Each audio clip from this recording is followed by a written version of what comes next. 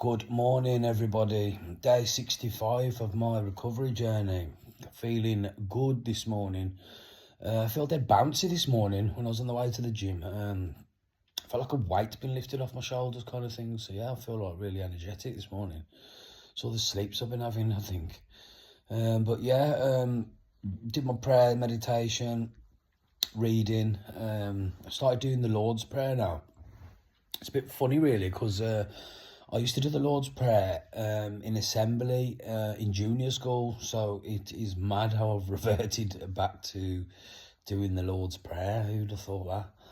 Weird, but yeah, it kind of it says everything I need to say in the Lord's Prayer, really. I was making my own up kind of thing, but yeah, it's along the same lines of what I usually say anyway.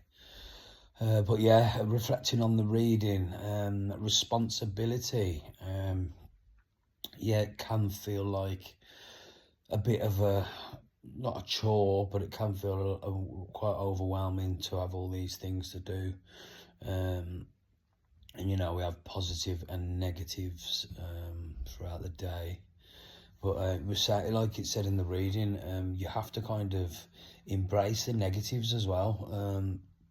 Because if you don't, it can consume you, and you have to you can learn from your negatives as well, can't you? You can learn from thinking I mean, not to be negative all the time, but you know, you will have moments where you're negative. That's just kind of human nature, as well as that's accelerated when you know, coming off large amounts of time using drugs and alcohol to suppress your emotions.